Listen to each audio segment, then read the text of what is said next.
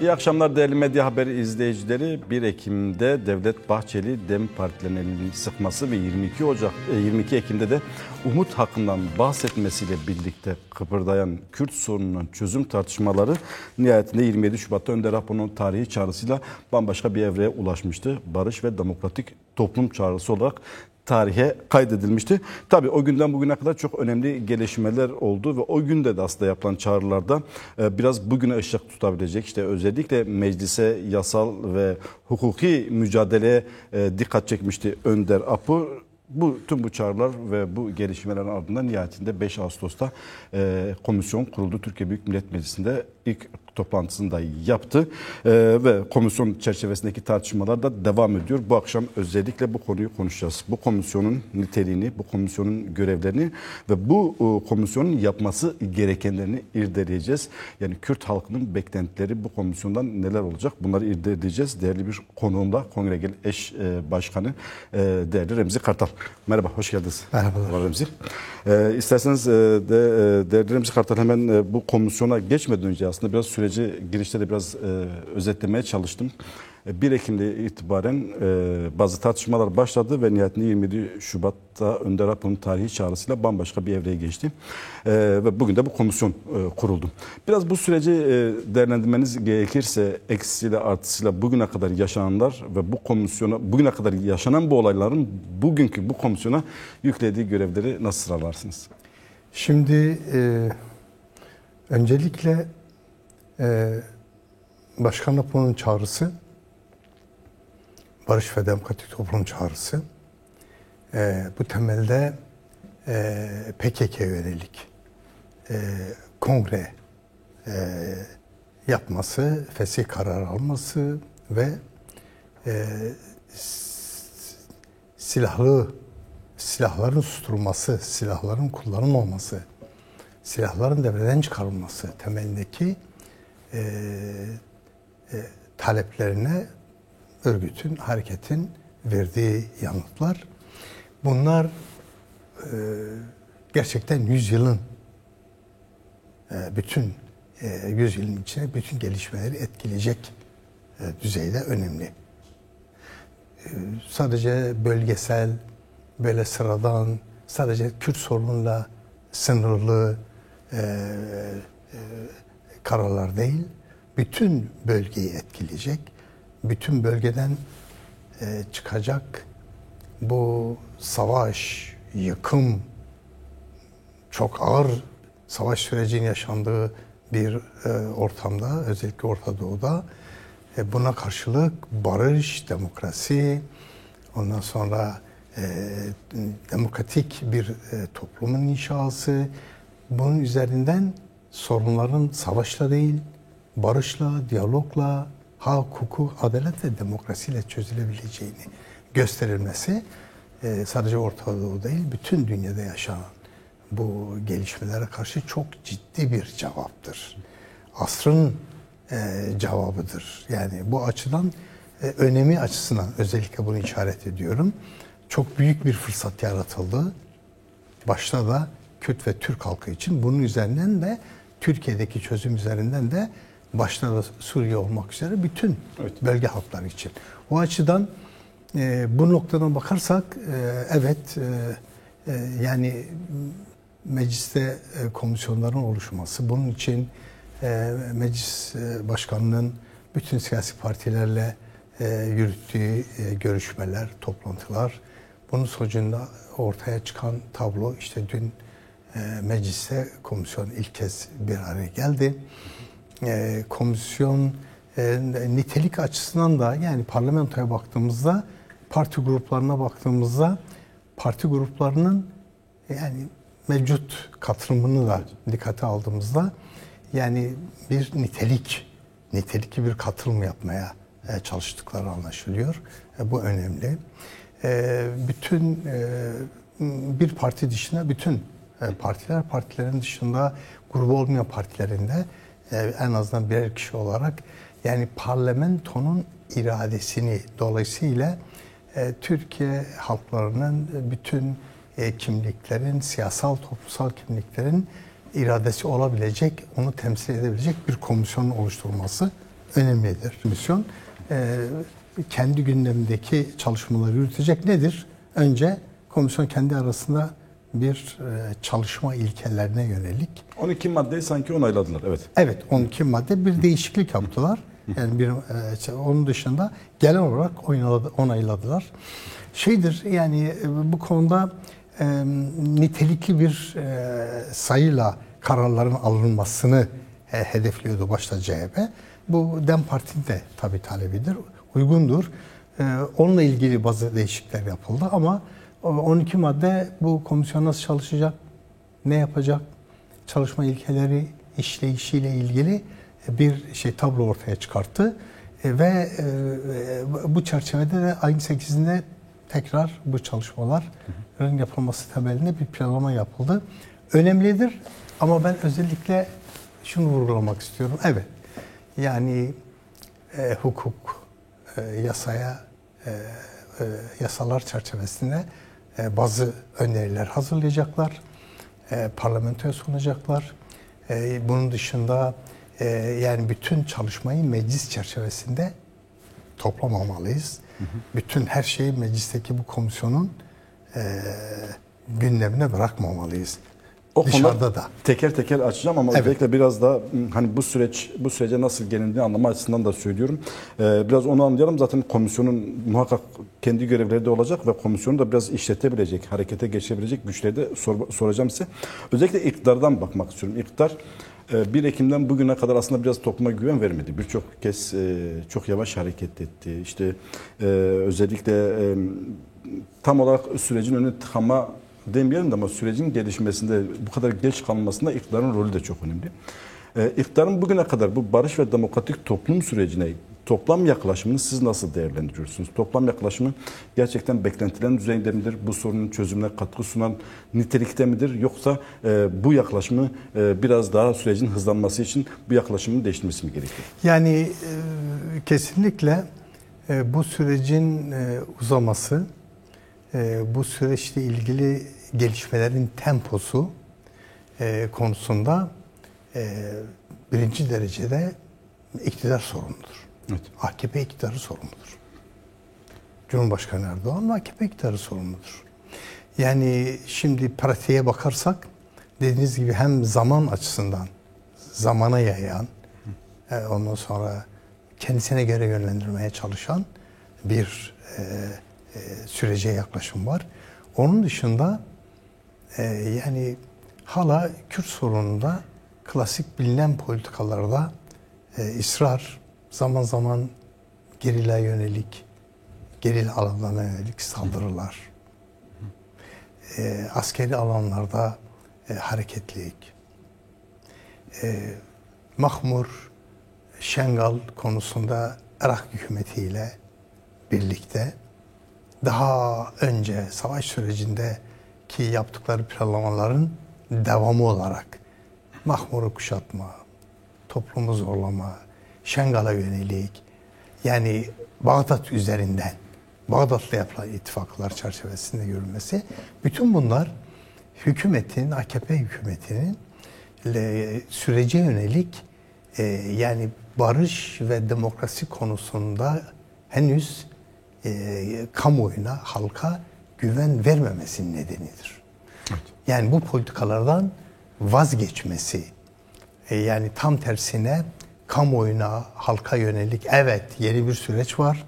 Bu süreç Türkiye halkı için, Türkiye halkları için, sadece Türkiye'de değil bütün bölgede büyük bir olanak, imkan yaratıyor. Stratejik bir süreç. Bunun mesajını vermesi gerekiyor. Bu toplumda sürece yönelik inanç geliştirecek, güven geliştirecektir. Ama yok, AKP'nin hala iktidar hesapları, kamuoyuna yönelik, bu temelde bilinen bu klasik eski planlamalarda yer yer ısrarı bu toplumda ciddi anlamda güvensizlik yaratıyor. Evet. Tüm bu bilgilerin ışığında nihayetinde komisyon kuruldu ve bu komisyonun da aslında yapılması gereken işler, beklentiler var. Özellikle bu kardeşlik, ki ismi de Milli Dayanışma, Kardeşlik ve Demokrasi Komisyonu olarak kuruldu. Sizce bu komisyonun görevleri nedir? Bu komisyon ilk etapta neler yapmalı? Özellikle bu bahsedilen güven artırıcı, toplumda beklentileri haline gelen bu güven artırıcı adımların neler olmalı ve önde hangi görevler, hangi ödevler vardır? Şimdi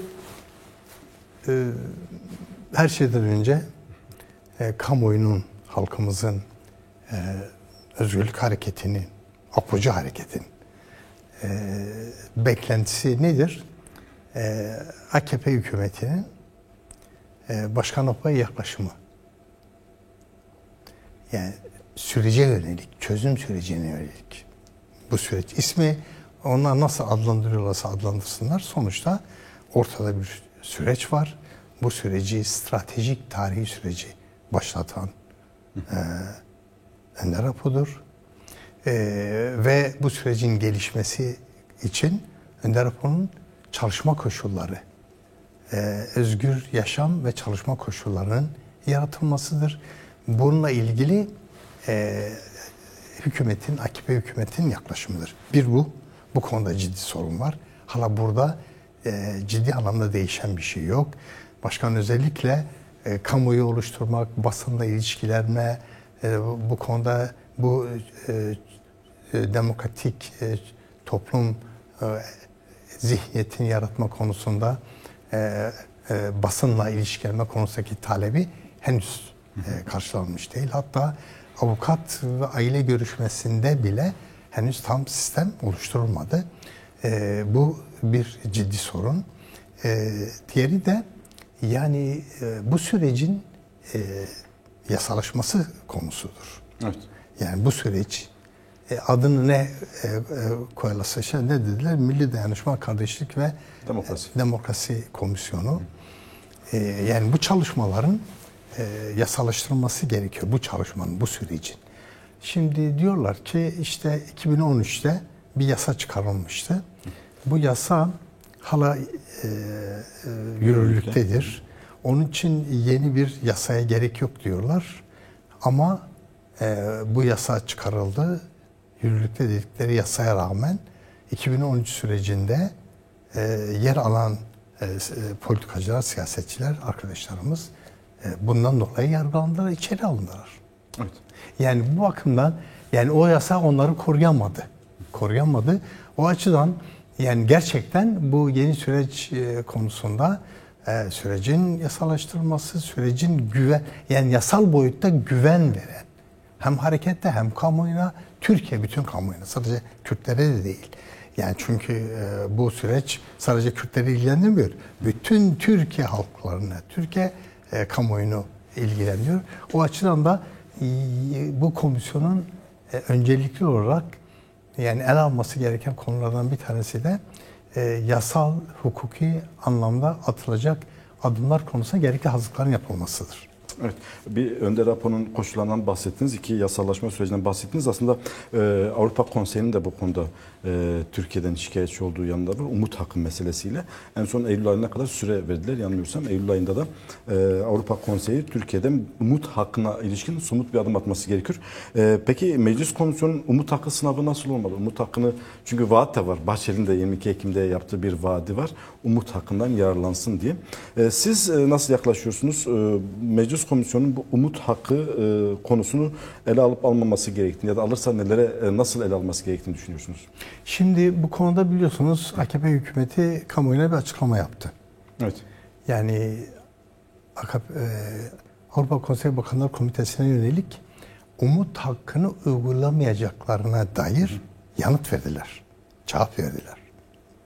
Ama bu cevapla birlikte normalde Avrupa Konseyi Bakanlar Komitesi'nin Türkiye'ye yönelik Eylül ayındaki oturumlarında yaptırıma gitmeleri gerekiyor. Normal koşullarda olması gereken işleyiş bu. Ama bir taraftan Avrupa Konseyi'ne bu yanıtı veriyor. Umut hakkının uygulamayacağına dair. Bir taraftan işte bu Milli Dayanışma, Kardeşlik ve Demokrasi Komisyonu adı altında bu süreci geliştirmek istiyor. Bu konudaki planı nedir? Yani Önder Apo'nun özgürlük koşullarını genel PKK'ye yönelik genel bir yasal düzenlemeyle mi ele alacak? Öyle mi planlıyorlar? Yaklaşımları nedir bu konuda henüz bir bilgi yok. Ama şurası çok net.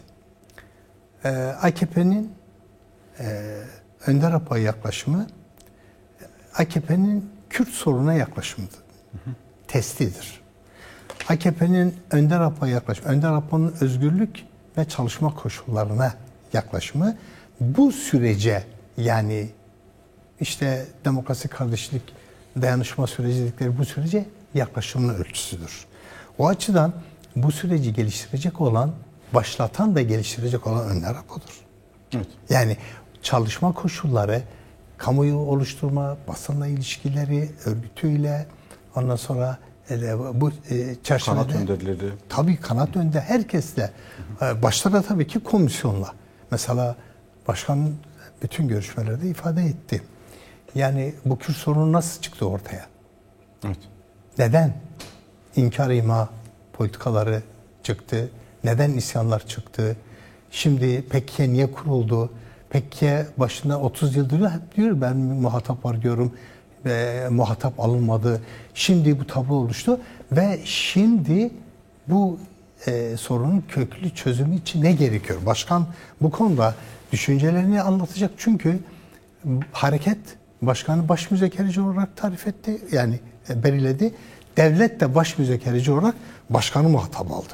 Şimdi evet. Dolayısıyla da komisyon baş müzakereci olan Başkan Apo'yla gitmek, görüşmek, görüşlerini almak ve bu görüşler çerçevesinde de çalışmalarını yürütmesi gerekiyor.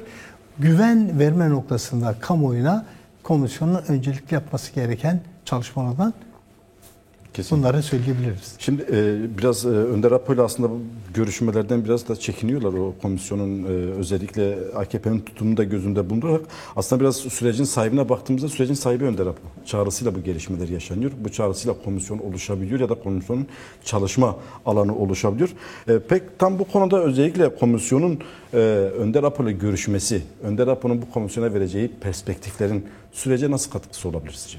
Kesinlikle sizin de ifade ettiğiniz gibi bu süreci başlatan, bu tarihi sürecin perspektifini oluşturan, evet, stratejik perspektifini ve oluşturduğu stratejik perspektifle de bütün dünyayı şaşırtan, kimsenin ummadığı, kimsenin beklemediği bir stratejik çıkıştı. Başkan Apo yaptı. Evet. Onun için bunu başlatan Başkan Apo'dur. Bu temelde de Başkan Apo'nun görüşlerinin komisyonla alınması, komisyonun çalışmalarını derinleştirecektir. Çünkü sonuçta bu sürecin gelişmesi bir tarafta Başkan Apo'nun önerilerinin dikkate alınması, tartışılması. Evet. Nerede tartışılacak? Komisyonda tartışılacak. Ve oradan çıkan sonuçların parlamentoya sunulması temelinde, parlamentoda çıkan kararlar temelinde yürüyecek. Şimdi bu başkanla yapılacak tartışmalar, görüşmeler, başkanın önerilerin, görüşlerinin hem komisyon çalışmalarını zenginleştirmesi, bunun kamuoyuna da yansıması. Kamuoyuna da yansıması. Çünkü komisyon çalışmalarının belli, yani özgün şeyler dışında, işte milli güvenlik meselesi dedikleri bazı konular dışında komisyon çalışmaları şeye açıktır. Basına açıktır. Basın izleyecek. Komisyonun İmralı'da Başkan Apo ile yaptıkları görüşmelerin içeriği komisyon çalışmalarında değerlendirilecek.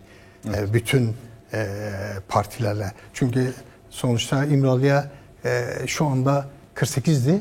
3 yeni üye de belirlendi. 51 üye oldu. Evet. 51 üye şeye gitmeyecek İmralı'ya. Bir heyet belirlenecek. Bir heyet gidip görüşmeleri yapacak. Sonra o heyet gelip geniş komisyonda, bütün komisyon bileşimle bu tartışmaları yapacak. Bu tartışmalar bir alanda basın huzurunda yapılacak. Bunlar kamuoyuna paylaşılacak. Dolayısıyla Başkan Apo'nun görüşleri, önerileri hem komisyon çalışmalarının geliştirmesi hem kamuoyunun geliştirilmesi, olgunlaştırılması, kamuoyundaki ön yargıların kırılması konusunda oldukça etkili olacak.